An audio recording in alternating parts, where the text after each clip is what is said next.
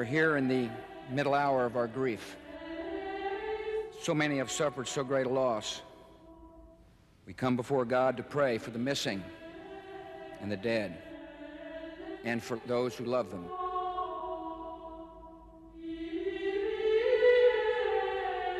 When I first started working down there, I didn't know anyone who passed away, but over the course of the months, I became very tight with a lot of the firemen, the fathers who lost their sons. I worked side by side with them. Fathers, sons, brothers. It's the story of the fire department. Generations working together to save lives, sometimes at the cost of their own. A sacrifice chronicled in the photographs of Gary Suson. So I was able to go down into the restricted areas, down into the hole. I was able to shoot side by side with the firemen, go down into the PATH subway trains. The pictures convey the fatigue and pervasive frustration experienced by the recovery workers. On the book's cover, an image that defies language.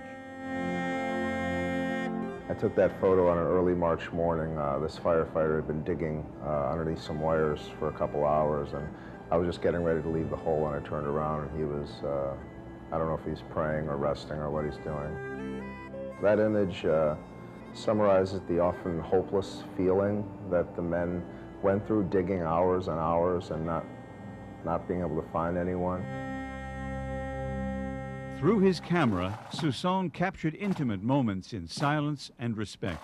This is the Ground Zero Honor Guard, which they allowed me to walk in side by side. When a fallen firefighter was found, he was draped in a flag and carried out by the members of his company.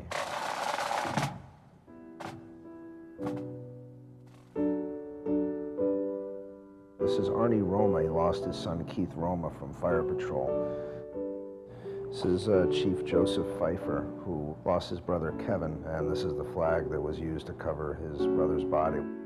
This is Joe Downey, who lost his dad, Ray Downey, and this is a cap that was recovered from Ray Downey's car a few days later. This is Greg Fodor, Lieutenant Fodor, who lost his brother Michael. This is down in the North Tower area. He was down there from 9/11 all the way to March looking for his brother, who was never recovered. This is George Riley, who lost his son, Kevin Riley. It was very common for the men to carry little photographs of their sons on top of the helmet. By the end of Ground Zero, for some of the men that never recovered their sons, it was now personal for me. They're like part of my extended family. For Gary Suson, the most symbolic picture was a single page, burned and torn. From the Old Testament, Genesis 11 speaks of a tower. I didn't analyze the passage, I just looked at the symbolism of the 11 and the tower. I took it as a sign that God was watching over everyone when they passed away.